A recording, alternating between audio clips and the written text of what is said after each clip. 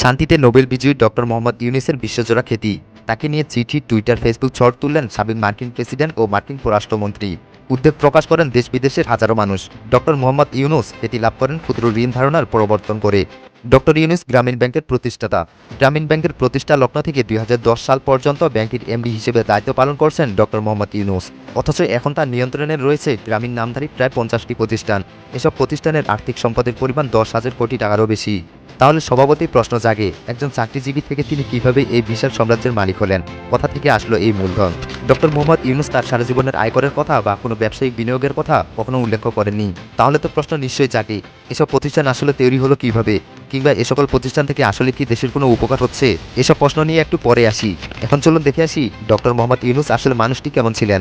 Doctor ইউনূসকে নিয়ে কি বলছেন ভারত এবং ভারতের বিশেষজ্ঞরা। বাংলাদেশ অন্তর্বর্তী সরকারের প্রধান হচ্ছেন নোবেলজয়ী ডক্টর মোহাম্মদ ইউনূস। ভারতের সাবেক কূটনীতিক, সুরক্ষা বিশেষজ্ঞ, এমনকি বাংলাদেশ বিশেষজ্ঞরা মনে করছেন এই মুহূর্তে বাংলাদেশের অন্তর্বর্তী সরকারের প্রধান হিসেবে তিনি সবচেয়ে গ্রহণযোগ্য বিকল্প।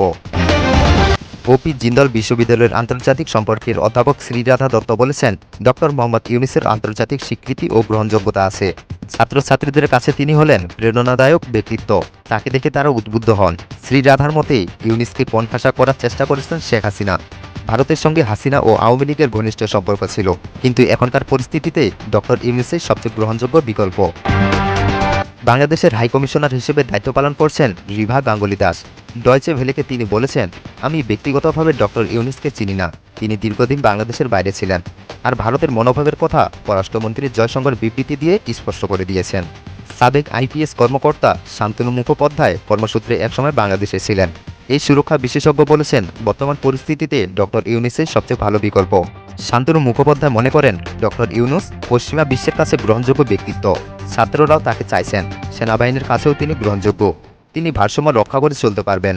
এই আইপিএস কর্মকর্তা বলেছেন, তবে অধ্যাপক ইউনূসের সামনে সবচেয়ে বড় কাজ হচ্ছে সহিংসতা বন্ধ করা, সংখ্যালঘুদের সুরক্ষা দেওয়ার ব্যবস্থা করা। প্রবীণ সাংবাদিক জয়ন্ত রায়চৌধুরীও মনে করেন, নোবেলজয়ী ইউনূস যুক্তরাষ্ট্রসহ পশ্চিমা দেশগুলোর কাছে খুবই গ্রহণযোগ্য ব্যক্তিত্ব। তিনি বর্তমান পরিস্থিতিতে সেরা বিকল্প। তার আন্তর্জাতিক স্বীকৃতি ও দেশের ভিতরে গ্রহণযোগ্যতা রয়েছে। ভারতের কাছেও তিনি গ্রহণযোগ্য ব্যক্তিত্ব। ভারতের এসব বিশেষজ্ঞ বলেছেন, বাংলাদেশে এত দ্রুত যে পট পরিবর্তন হবে তা আন্দাজ করতে পারেননি তারা। ঢাকায় নিযুক্ত সাবেক ভারতীয় হাইকমিশনার রিভা গাঙ্গুলী বলেছেন, সরকার গঠনের পর অসন্তোষ ছিল, ছাত্ররা অফিসে ছিলেন, আন্দোলন হচ্ছিল, সেটা সবারই জানা। কিন্তু সেই আন্দোলন যে এত দ্রুত এরকম রূপ নেবে তা ভাবা যায়নি। শ্রী রাধাও বলেছেন, মনে হচ্ছে ভারত এমন পরিস্থিতি দেখে অবাক হয়ে গেছে। ভারত সরকার এই পরিস্থিতির জন্য প্রস্তুত ছিল না। এবার আসি ডক্টর মোহাম্মদ ইউনূস এত সম্পদের পাহাড় কিভাবে গড়লেন। এই সম্পর্কিত আলোচনা এর পরের ভিডিওতে থাকছে, খুব শীঘ্রই আসছে। মিস করতে না চাইলে চ্যানেলটি সাবস্ক্রাইব করে পাশের বেল আইকনটি বাজিয়ে রাখেন।